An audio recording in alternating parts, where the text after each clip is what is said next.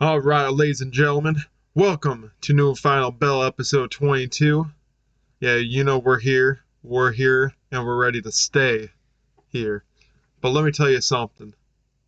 We're gonna start with some Impact and MWA talk. Better be ready. So we start off with some NWA talk first. We start the taping of NWA Power with Melina with an interview with May Valentine where she says she knows she can beat Camille for the NWA Women's World Championship and that she should be the permanent number one contender. But unfortunately, that's not how pro wrestling works. So instead, they hold a fatal four way match to determine a new number one contender for the World Women's Championship, consisting of Kiera Hogan, Christy James, Genocide, and Kenzie Page.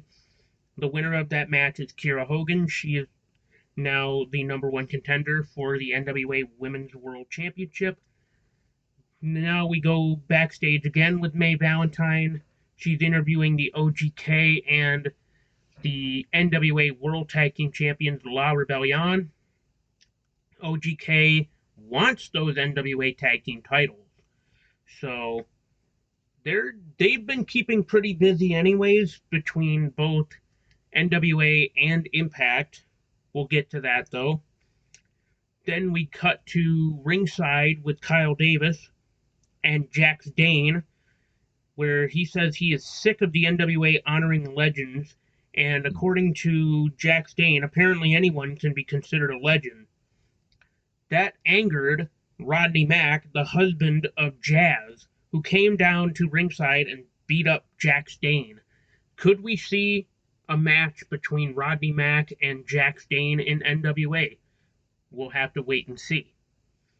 Next up, we have a matchup between Anthony Mayweather and Mims, basically to see who gets to face Jax Dane in a match. And Mims, the whole time, did not want to capitalize on his momentum. Whenever he would try to hit a big move, he was just like, I can't do this. I can't do this. You need to be the one to face Jax Dane, not me. And because of that, Mims and Anthony Mayweather rolled to the outside. Mims threw Anthony Mayweather back inside to break up the count, but Mims stayed outside for the count of 10. Therefore, Anthony Mayweather beat Mims by countout.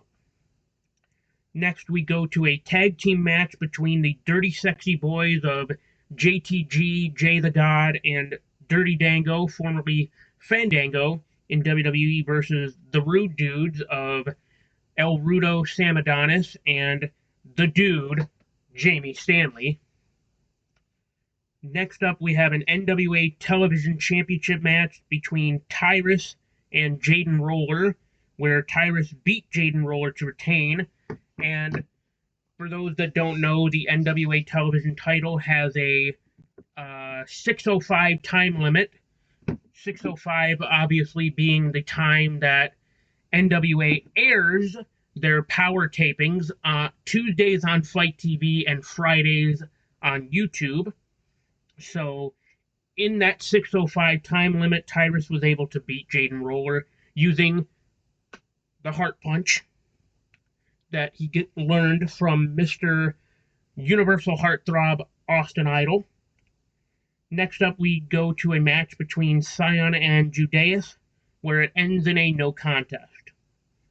And something to pick up that I don't have in my notes, though, is that Sal Rinaldo ended up coming down, and basically Sal Rinaldo just wants to prove himself worthy of being accepted, I guess you could say, by Father James Mitchell and Judas, because Sal Rinaldo came down to the ring and he's like, did I do good, Father?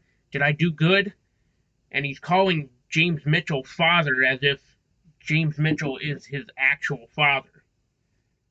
Next up, we get to the main event of this week's NWA Power tapings, where Matt Cardona and Mike Knox beat the teams of Strictly Business and Tim Storm and Trevor Murdoch. So Matt Cardona, it's safe to say he is here to stay in NWA, which is a little interesting to note that he's pulling double duty. He has been keeping his feet dirty in the world of pro wrestling because not only is he lighting up GCW, he's also lighting up NWA and Impact Wrestling, which we will get to Matt Cardona in Impact Wrestling as on BTI there was a match for the Digital Media Championship between Jordynne Grace and Lady Frost, where Jordynne Grace retained and beat Lady Frost, as I knew she would, but also the digital exclusive match on Impact Plus actually didn't even happen in Impact. It actually happened in her husband Jonathan Gresham's promotion, Terminus, where she faced Kiera Hogan to again defend the Digital Media Championship, where obviously Jordynne Grace retained. But it's interesting to note that after the match, Matt Cardona challenged Jordynne Grace for the Digital Media Championship. So we'll have to wait and see what happens with that. I can only assume that the match will be sanctioned and it will happen either tonight or tomorrow for the digital exclusive match on Impact Plus. Regardless, we can look forward to that match. But we open up Impact with Tasha Steelz versus Chelsea Green with Mickie James on commentary.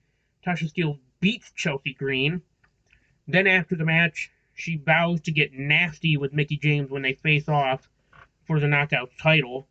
And they brawl in the ring with a little help from Chelsea Green, because we all know that Tasha Steelz has that, has her bodyguard in a sense, has her heavy of Savannah Evans. So now Mickie James is up the ante. She has a heavy of her own in a sense, Chelsea Green.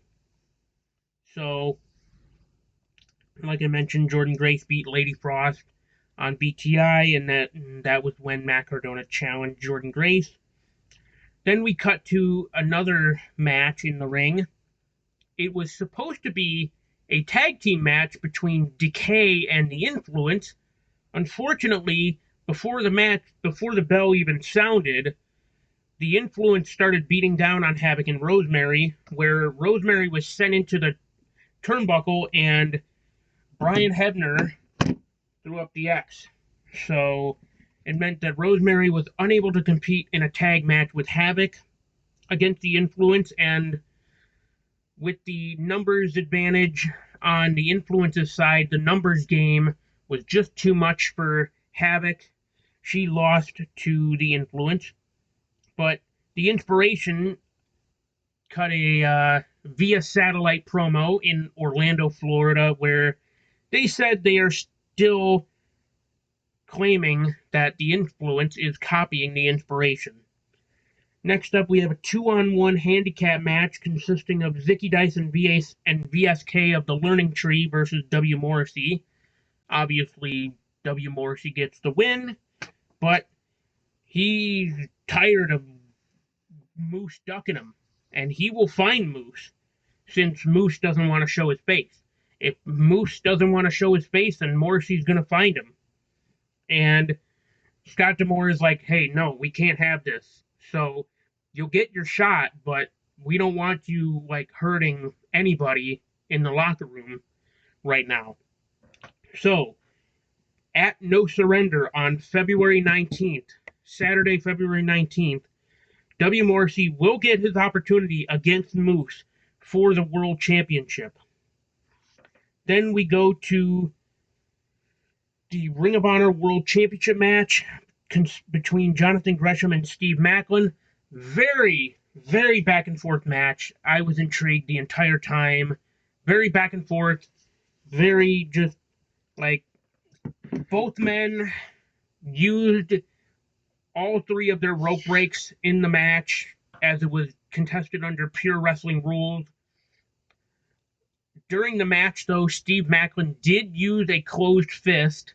So, with pure wrestling rules, both wrestlers technically are allowed one closed fist per, like, for the entire match. Just one closed fist. And when you throw a closed fist, though, you get a warning from the referee. You throw another closed fist in the match is thrown out. But Steve Maclin threw, because Jonathan Gresham and Steve Maclin were trying to adhere to the code of honor, the handshake, but Steve Maclin was like, "Oh, you want to shake hands, huh? How about that?" Pop right in the face, and the referee was just like, "Hey, man, come on, that, no." But the finish of the match was very innovative. Jonathan Gresham had a figure four leg lock held on to Steve Maclin, but because both men had already used all three of their rope breaks, Jonathan Gresham had the figure four leg lock on Steve Maclin, but he used the ropes for leverage, and Steve Maclin's shoulders were on the mat. The referee counted the three. Therefore, Jonathan Gresham retains the Ring of Honor World Championship. Very innovative finish, and I liked it. But then we get to a tag team match. Doc Gallows and Joe Doring beat Heath and Rhino. It's a bit unfortunate that Heath and Rhino can't quite gain some momentum, but we'll see how this all plays out with Heath and Rhino. Next week, Mickie James will address the Impact Zone ahead of her appearance at the Royal Rumble this Saturday, which, I mean, it is what it is, the Royal Rumble, but yeah. So then we get to the main event of the evening, Josh Alexander versus Charlie Haas. And Josh Alexander taps out Charlie Haas. Unfortunately, though, during the match, Charlie Haas suffered a concussion.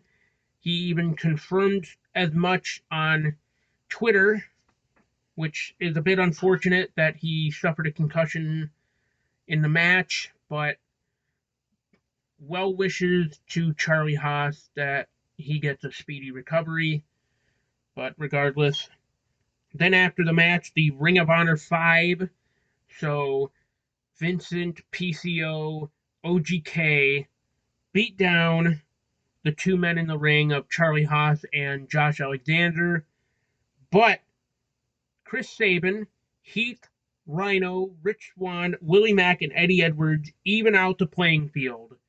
And it prompts the Ring of Honor 5 and Maria Kanellis to go up to the skybox, which is where they were to witness the Ring of Honor World Championship match. Maria Kanellis is on the microphone saying, we used to praise, we used to believe in honor, but now things have changed and there's honor no more. We'll have to wait and see what she means by that and what the Ring of Honor 5 have in store for Impact Wrestling. Yes, we definitely will. But, man, I don't know if there was any better return. Trent Beretta or the returning Jon Moxley. Oh, Moxley is back. And let me tell you something. There's nobody that has bigger set of balls than Jon Moxley dropping an F-bomb on live television. Now, granted, say what you will about the fan that said what he said to Jon Moxley, but here's my thing about it. Moxley could have gone a more professional route of how to handle that fan, but at the same time, that fan, Jon Moxley said it best. Go fuck yourself. Get that guy out of here, piece of shit. Yes. Because basically what the fan said to Moxley as he was about to cut his promo the fan said, "Get that drunken piece of trash out of the ring," which then prompted Moxley to say, "Go F yourself, get out of my ring, you piece of you POS." So Yeah, he had every right to say it because I'm sorry, he fought those demons. He came back even stronger, and he's ready for blood. He's ready to, continue what he started before he went to rehab. And honestly, all for him. It's gonna take some, a while for him to get back into the swing of things where he was at the top of his game. But we'll talk about Jon Moxley and who could potentially be his further opponent going forward. But I'm glad that Jon Moxley is back. It's been not the same without him, but I'm glad he's back and better than ever. And I think he's going to rack up the wins going forward and maybe could potentially get the AEW World title back. It would be nice. A little turn of events. MGF actually apologizing to Wardlow for getting involved with his match. But, there's always a but docks his pay until he can start racking in wins. Of course, we know what's going to happen. Wardlow will be in the ladder match. The face of the Revolution ladder match at Revolution. I would assume, yeah. Right? They had that ladder match. Yeah. Yep. We don't know who's going to actually be competing in it, but we do know that Wardlow will be one of the competitors in that match. Now, we do know, because it is stated in Wardlow's contract, that if he does win that match, and gets the TNT Championship, it will be awarded to MJF. Now, let me tell you something, everybody. I've seen a lot of wrestling here, and I call that a big bull crap. Why I say that is it's going to lead to Wardlow be like, F this, I don't need you. Why would I give you my championship that I earned? Honestly, it wouldn't shock me if it leads to Wardlow winning the TNT Championship. Then it sets up a feud between MJF and Wardlow for the TNT Championship, which I would say would be all for. I mean, of course, it all depends on what happens with, later tonight, Beach Break, which I'm definitely looking forward to. I won't be able to watch it live, unfortunately, because I am working. But, again, I will be watching it in some capacity.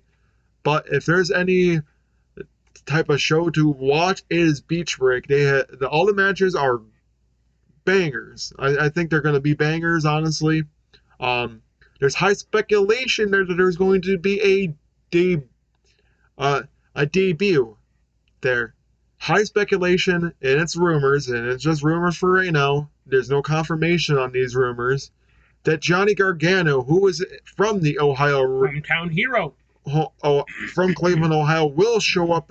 And honestly, it sucks because there has been things that have gone on that people who are currently AEW stars feel like, well, I don't want my spot taken away from these new guys, and rightfully so. I can see where they're getting at with, I mean, you don't want no new guy. You've been working your ass off. You don't want, like, whoa, I don't want to be in the back of the line while this new guy comes in and, takes my spot, and I totally understand that. I mean, shoot, that would be me too. I'd be like, well, why should he get, pushed to the moon because he comes in and he's friends with everybody else, which isn't right. But again, he's somebody that can help out the roster in some capacity, can compete for the World Tag Team titles or the TNT or the World Championship. He's Johnny in wrestling for a reason. But we will definitely let you guys know if it does happen. I mean, it seems like every week there's somebody returning or debuting in some capacity, so why not add more to the list of things? I mean, last week we had Brody King, hence why episode 21 was Brody King is All Elite. Then, now, this week, we have a returning Jon Moxley. A couple of weeks ago, we had a returning Trent Beretta.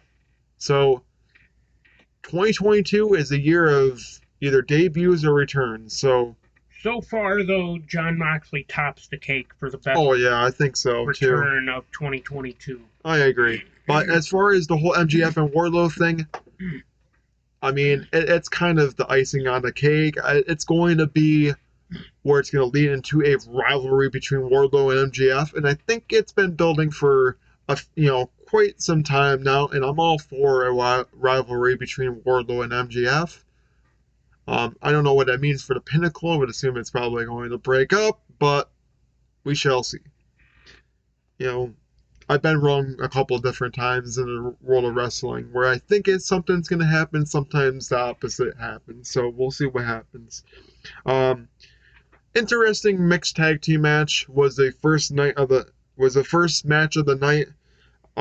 Kind of made absolutely no sense that Britt Baker and Adam Cole teamed up against Orange Cassidy and Chris Statlander, but it happened. But they won. Britt Baker and Adam Cole beat Chris Statlander and Orange Cassidy, of course, to build up more of the feud between the best friends and the Elite. It's great storytelling. I love it right now. I love AEW for the faction versus faction. I never was a big fan of factions are factions. No, AEW has actually made me turn into wow, factions are actually really beneficial to wrestling of today. Sorry, WWE, but apparently you don't grasp the straws on that. You think, well, we just need 3 guys. We can just build off of that. No, kind of today is the faction, tag team, great roster around that type of thing. Where WWE is kind of that's a thing of we used to do that. That's a thing of the past. We're kind of going to a new direction. I hate to say it. It's, today's wrestling is very old schoolish, where fans want the old school, a modern feel on the old school type of wrestling. Yeah. That's what's making AEW work. WWE is well, we don't need that old school style. We kind of have their new school style, and that's why they've released half their damn talent. No. So they do follow a very old school wrestling sense from the 80s.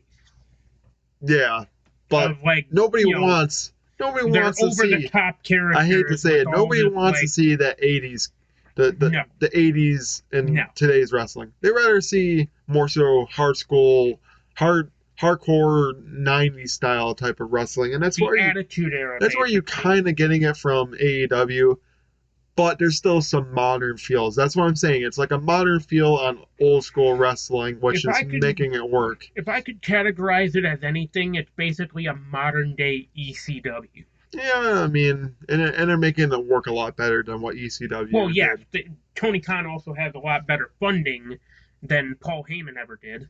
Well, I hate to say that, but I mean, no, you're Paul very Heyman truthful. never really had the greatest funding for ECW. That's why at one point they had to have WWE help them fund their final pay-per-view back in 2001. So, and even just in general, Paul Heyman went to WWE and was like, "Hey, can you help me fund this thing?" WWE was like, "Hey, we're happy to help with whatever." All right, to stay a little bit more on topic, very interesting. I thought, we're kind of seeing one faction, be on the outskirts. We might just see another one who was voted the best faction of 2021 break up in 2022. Pride and Powerful, Santana and Ortiz, want to focus on themselves than on their inner circle and want to prove they can win it on their own. I'm quite shocked. I mean, yes, they do have that trios match with Chris Jericho, but who's to say Eddie Kingston and Santana Ortiz kind of leave Chris Jericho to the wayside to defend himself in that trios tag team match? Very possible. There could be a possibility that Chris Jericho, Swagger, or Jake Hager and Sammy Guevara wrestle Eddie Kingston, Santana, and Ortiz. I'm calling it. I'm calling it now. I think there's going to be a 6-man tag team match It's in the entirely possible. in the future. Entirely possible I'm that we could see. I'm really seeing it. It wouldn't shock me if it happens at Revolution that they It's set it up. entirely possible that we could see an LAX reunion in AEW between Eddie Kingston, Santana, and Ortiz. And I think they're going to go up against Chris Jericho, Hager, and Guevara. It makes the most sense. There's 3-on-3. Honestly, it's kind of what it's building towards. It's building towards Inner Circle kind of breaking up, but only with 2 less members. It's not really going to be a faction anymore. It's going to be like Chris Jericho with, Hager and Guevara, which I'm totally fine with. Still a faction. It's just not like the super group that it once Right. was. So honestly, I'm okay with Pride and Powerful kind of wanting to do their own thing, because I hate to say it, they're not kidding. They kind of have, ever since they joined up with Chris Jericho, Yeah. really haven't been seeing much action as a tag team. So to go off and do their own thing, I'm totally fine with. I think they're one hell of a great tag team. They should focus on going after the tag team titles. I hate to say it, AEW as of late really hasn't been focusing too much on that tag team aspect. And I hope that for 2022, which I'm hoping should be a better year for wrestling in a sense, I'm hoping that they focus more on these tag teams going after the World Tag Team titles. They kind of are in a sense, as you can see that, Jurassic Express wants to go after the top 5 tag teams for the tag team titles, which is starting to get more tag teams that you really don't see as often involved, which is something I like to see, honestly. I think it's something that AEW's kind of needed for their tag team division. And who is to say that, they already, we'll talk about a little bit later in the show, but who's to say that Pride Powerful, if they can't rank up in the get up there in the rankings, couldn't eventually go after Jurassic Express for the World Tag Team titles? Yeah, absolutely. I mean, Gun Club, shockingly enough, has worked their way up to, and I'm not trying to put any I'm not trying to disrespect the Gun Club. I mean, they're a hell of a great tag team in their own right. Mm. But yeah, it's shocking to me that they managed to rack up enough wins to be in the rankings for the AEW tag team title. Right. And now they're going to get their opportunity. All right. Eventually.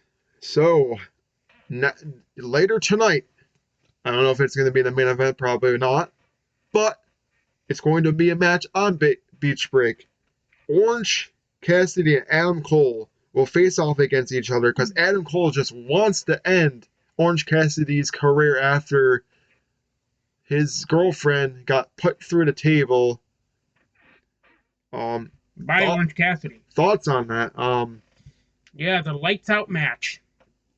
The age-old AEW lights out match where it's unsanctioned, doesn't count against anybody's win-loss record, nothing,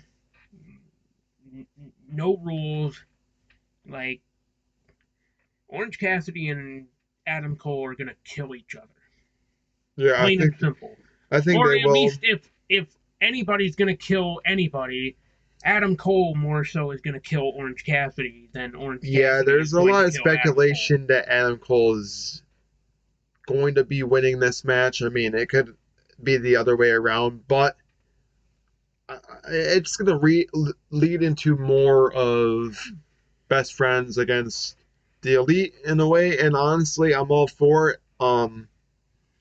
So I'm really thinking that Orange and Adam Cole are going to be having one hell of a match, and I'm all for it. I think Beach Break is going to be one hell of a great show, and who better than having Adam Cole at the forefront against Orange Cassidy, where whoever wins or loses is not going to matter against win-loss record, which is fine. So if Orange Cassidy does somehow beat Adam Cole, it's not going to affect his undefeated record at all, which is nice. But it will definitely, certainly propel whoever does win the match to new heights. And don't be shocked if it's Adam Cole. I mean, I hate to say it, Adam Cole Definitely not this pay-per-view, but if not the next pay-per-view afterwards, which will be Double or Nothing. Um, don't be shocked if Adam Cole sometime soon will be getting that shot for the AEW World Heavyweight title. Um, Speaking of somebody that wants,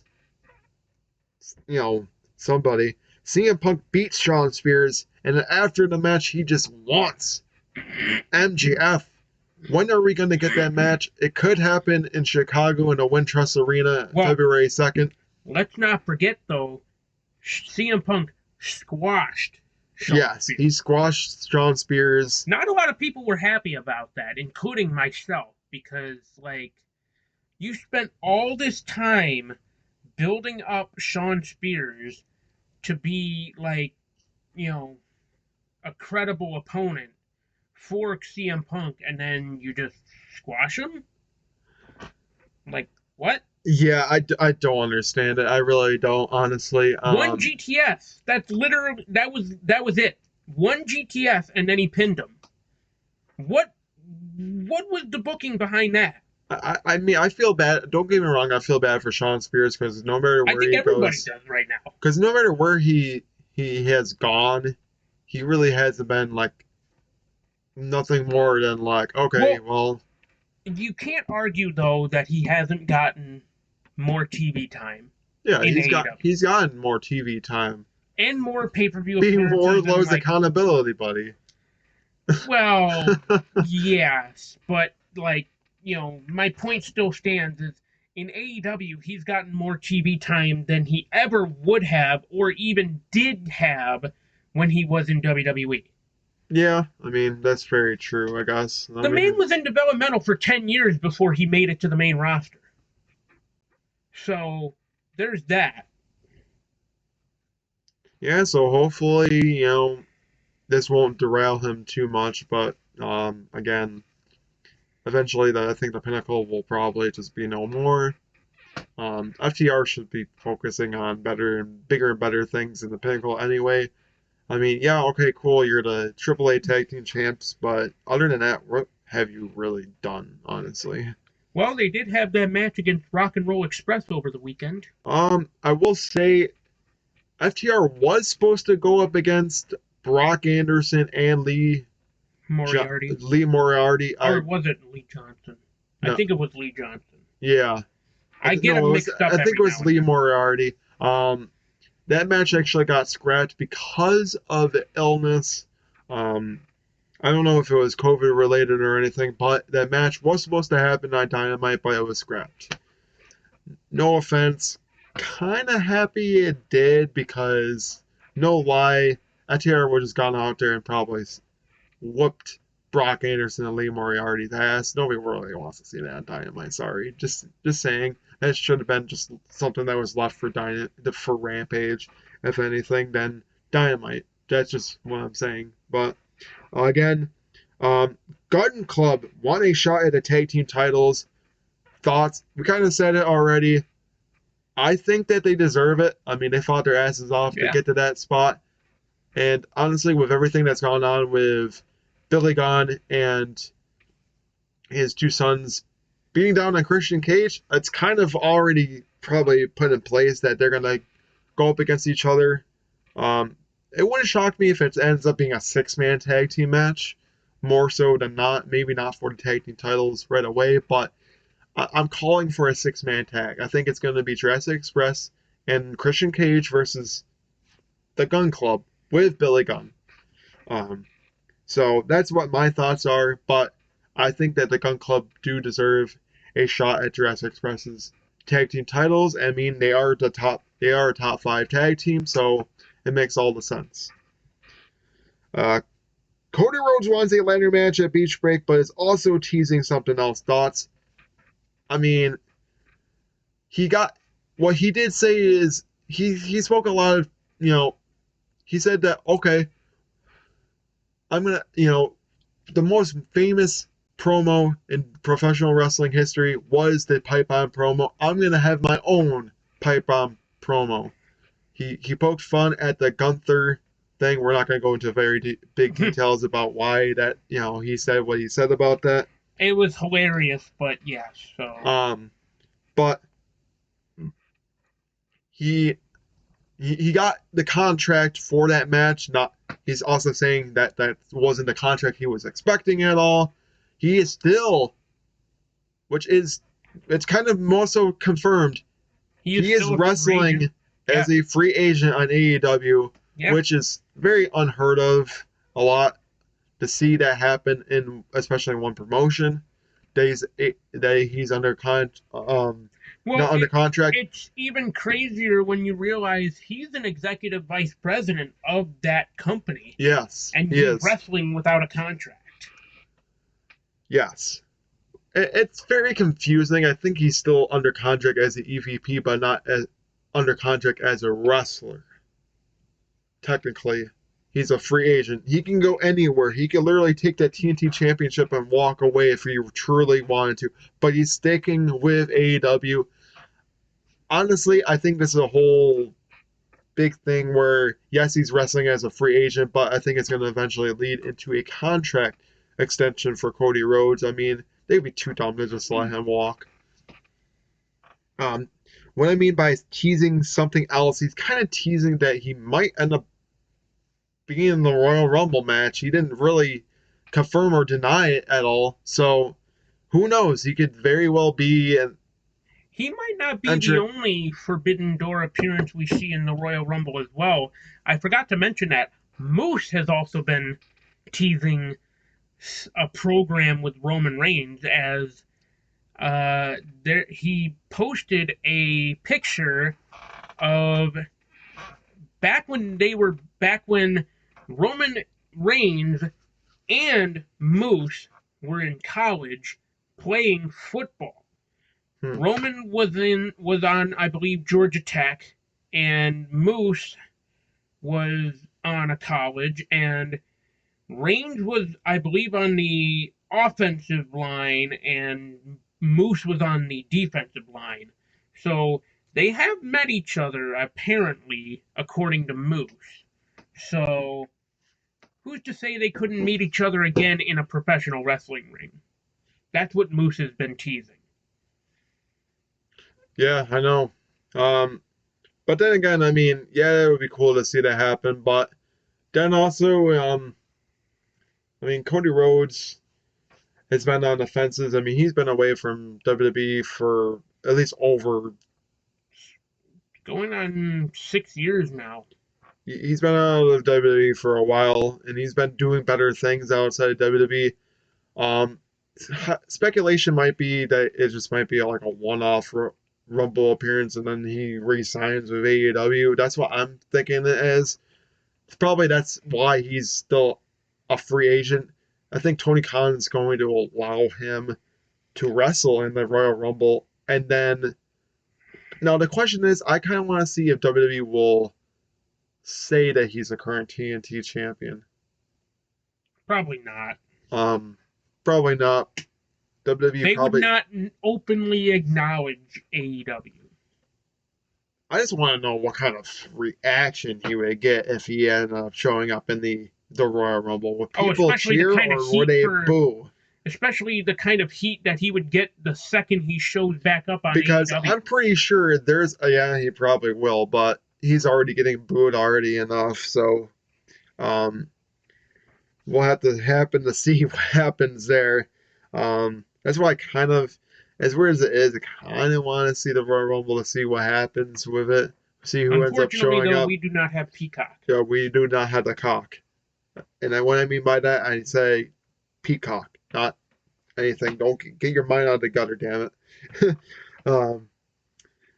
So Anna Jay will go after TBS title. Thoughts? I mean, it pretty much did happen on Rampage. I thought it was going to happen on Dynamite, not going to lie, but Beach Break, but ended up happening on Rampage instead.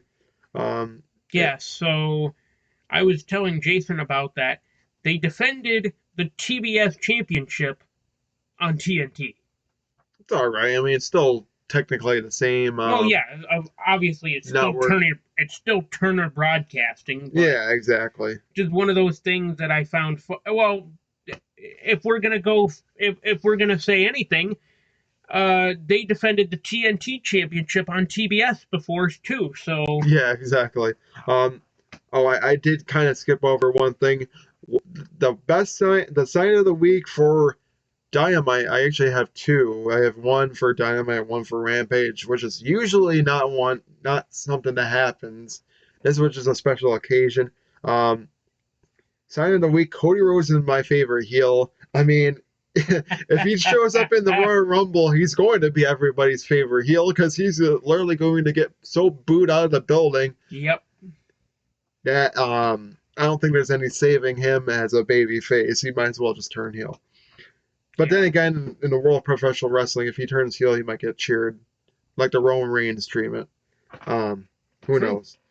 So, the House of Black beats the Varsity Blondes. Yes. I mean, I hate to say it, it was pretty much going to be happening. Although it's interesting to note that ever since Brody King has showed up, commentary and Justin Roberts himself has been calling them their PWG name of the Kings of the Black Throne.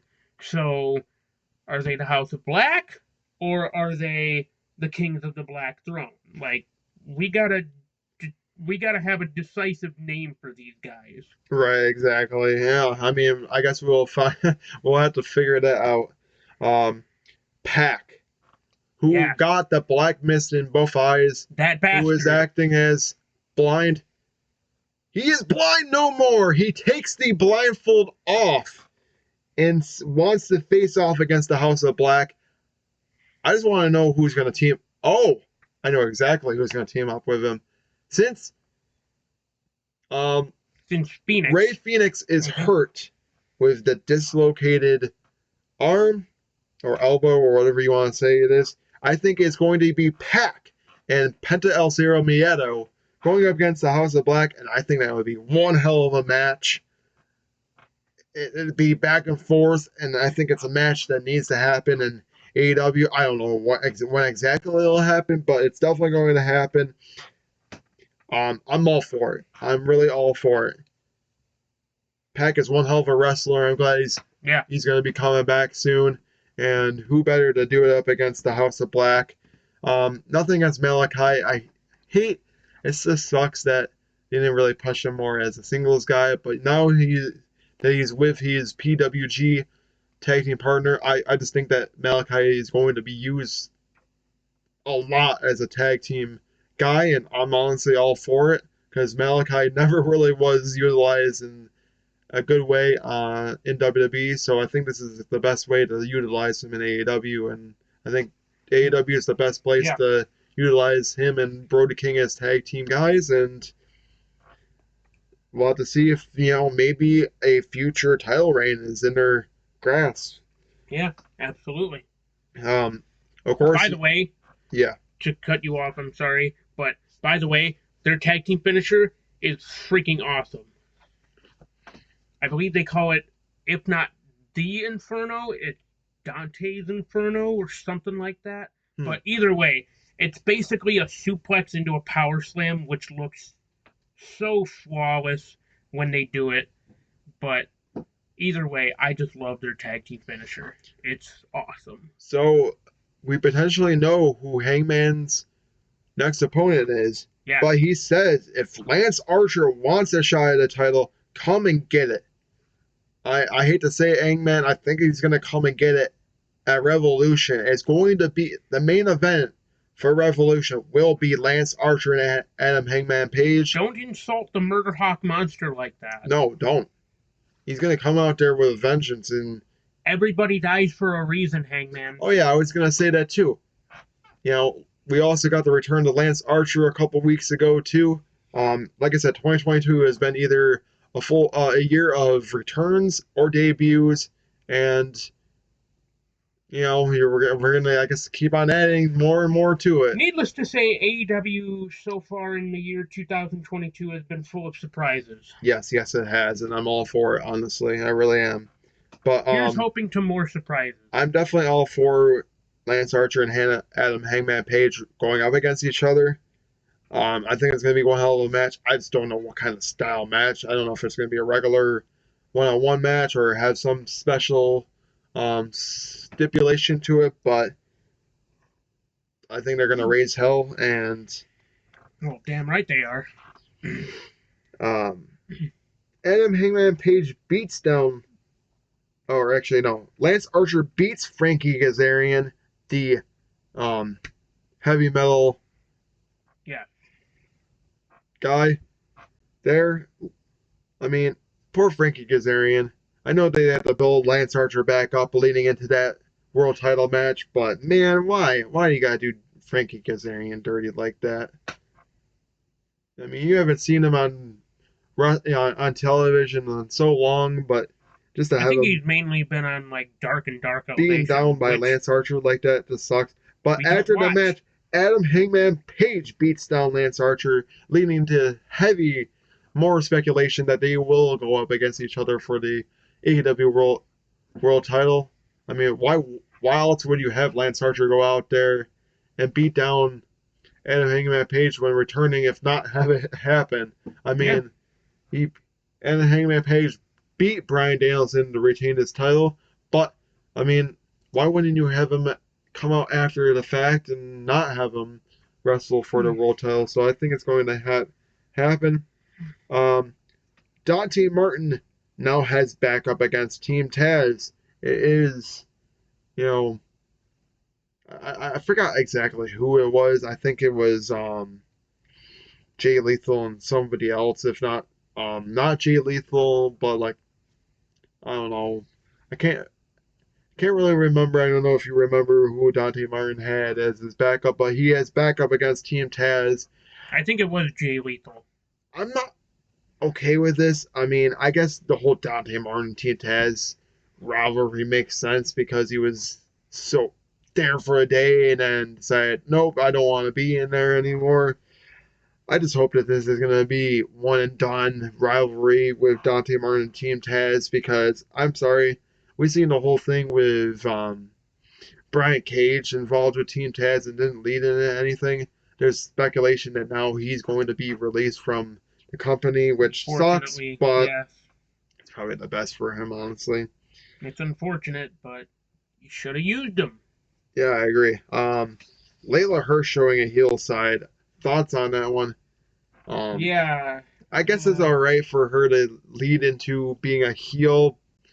You know, I guess you gotta have a little bit more heel women, but to have her go up against Red Velvet on at Beach Break kind of makes no sense. She got in the middle of Chris Statlander and her and Layla Hirsch, and then all of a sudden they were beating each other up, and then now it leads into a match at Beach Break. Like, what the hell is going on with this whole thing? I think it's eventually going to lead into Layla Hirsch versus Chris Statlander. I don't know if it's going to be at Revolution or sometime before then, but sure, I guess. I mean, so Serena Deeb beat Sky Blue.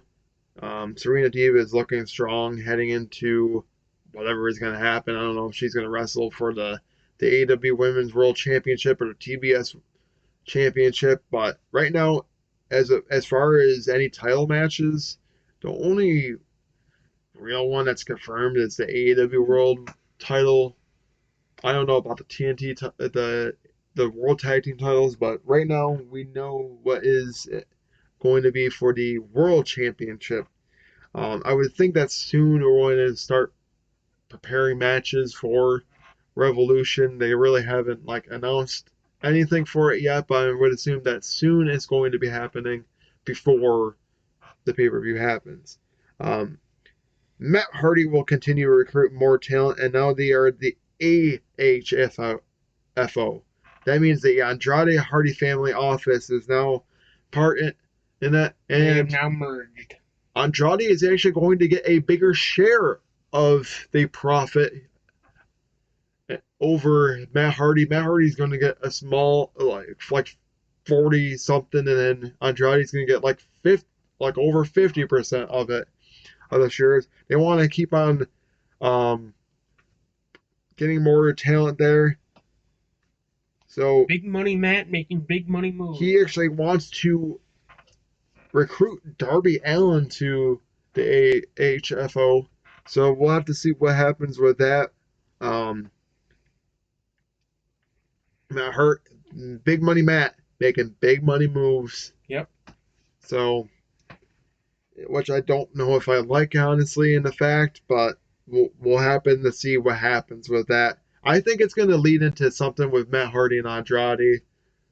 So I'm just keep ready. your eyes looked out on that. I'm just ready for Matt to ditch the big money persona and, you know, reinvent himself with something new. Right, I know. Possibly even bring back broken Matt Hardy, you know, because we all know that 2020 was supposed to be basically the reinvention of broken Matt Hardy, but Right, I know. unfortunately the pandemic happened, and the fan, like the whole thing about broken Matt Hardy is it relies on fan interaction, and when you have no fans to interact with for this character, you kind of have to make an adjustment of be like, okay, well, why don't I basically be the multifarious Matt Hardy? And now he's Right. back to big money Matt, which I believe he started in Impact Wrestling, but regardless, the I think character kind of works for him, but in a sense, it's like we're kind of done with it. right, I know exactly. Um, an interesting main event on Dynamite. Sting and Darby beat the Acclaim in the pretty back and forth action. Um, Sting and Darby, I hope they get more tag team matches going forward, as I hope that they can get into the top 5 and maybe compete for the World Tag Team titles. We'll have to happen to see. Um, of course, at the beginning of the show, another sign of the week: send Hook or we riot, which wasn't really exactly a sign. It was a sheet of paper that was, big lettering and printed out. But honestly, yes, yes. Hey, Send you Hook gotta or make do. Washington D.C. Riots. You gotta make do with the limited resources that you have in order to make a really good sign. Yeah, I guess so. um, but man, John Moxley came back in strong fashion. He beat the living hell out of Ethan Page and made him tap out. With a bulldog choke, Yes, with a bulldog choke. So which is John a Moxley, legit MMA move, but obviously they have to tone it down a little bit right? for pro wrestling standards. But man, John Moxley is starting off 2022 with high fashion, as he is currently undefeated in the year of 2022. 1-0, beats Ethan Page. Um, I hate to say Ethan Page, for somebody that's also saying that you deserve to be a champion, losing to a former champion in John Moxley is definitely not something that you want to be, you know, doing if you want to go forward in a championship opportunity. But afterwards, John Moxley gets greeted up with Bryan Danielson when he's about to head out after his win. Thoughts on that one? Do I'm we? all for it. I'm all for it Bryan too. Danielson versus John Moxley needs to happen in an AEW ring. Oh, I agree.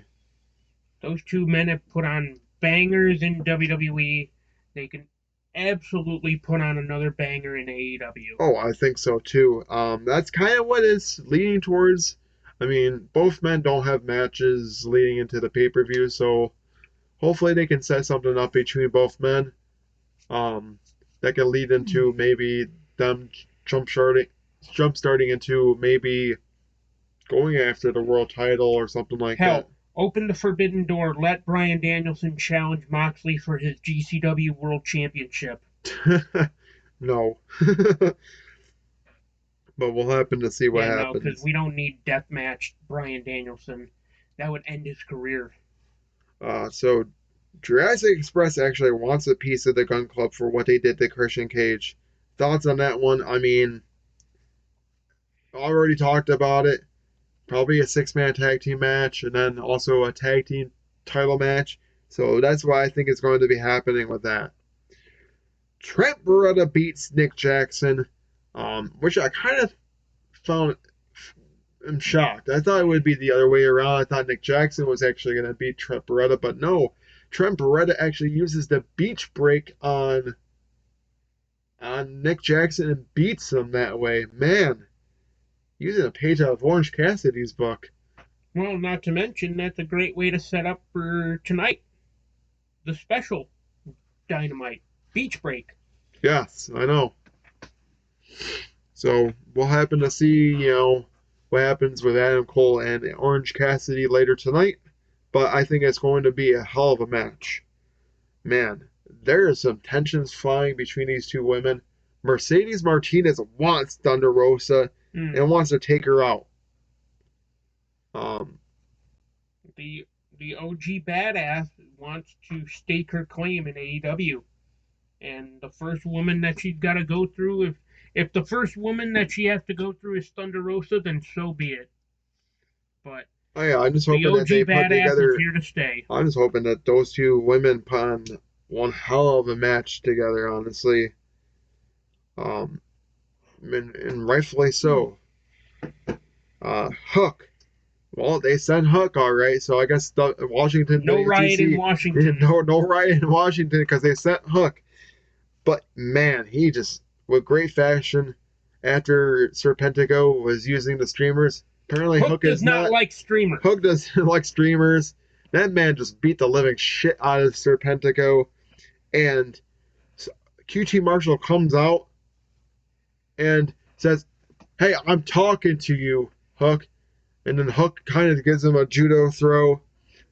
Hook basically looked at QT and is like, "You're gonna put your hands on me like that? Well, guess what? I'll toss you over my head."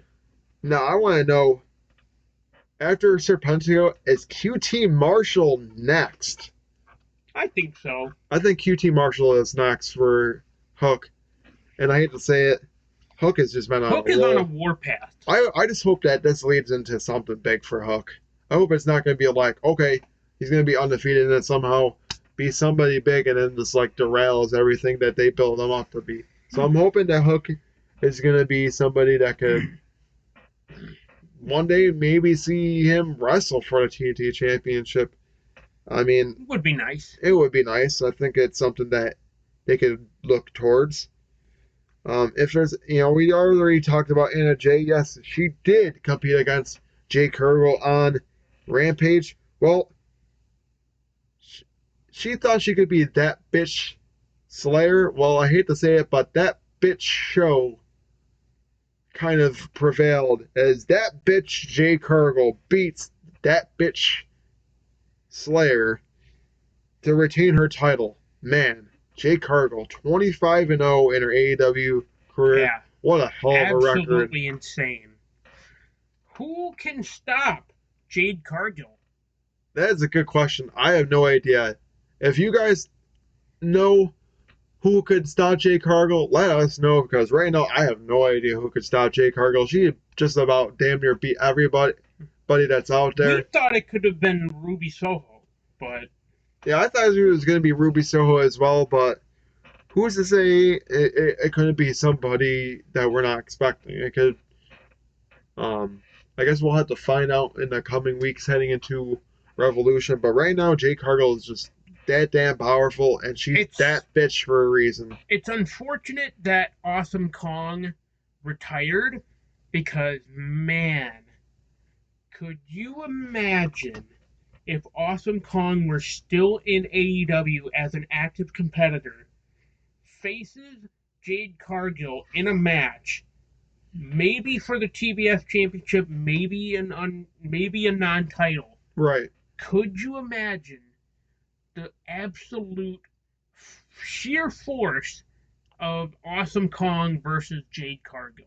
Yeah, I think that would be one hell of a match if it was to happen in AEW, but unfortunately we will not get to see it. Yes, it is unfortunate. Now, granted, I'm not taking anything away from the amazing career that Awesome Kong has had, but man, it is a bit unfortunate that she didn't spend a lot of time in AEW. Oh, I know. But, ladies and gentlemen, that's going to conclude this episode of No Final Bell. Make sure to follow us on social media at Tinkle Sports. Please like, comment, and subscribe every episode of No Final Bell, and also future episodes on Tinkle Sports and Entertainment, as we also have sports talk every Sunday at 9 a.m. We have a returning Out of Turn 4 happening in February 1st. And, you know, also make sure to watch future episodes on both. Also, make sure that, sometimes we are also on Facebook Watch for Tinkle Sports Talk on a couple Saturdays that have happened. So if you, want to watch those, you can on Facebook Watch on Tinkle Sports and Entertainment on Facebook. We are also on Twitter. We have a couple polls out if you guys want to take part of them on Twitter. Again, it's going to be at Tinkle Sports on Twitter. But again, they'll be concluding this episode, and see you in the next one, everybody.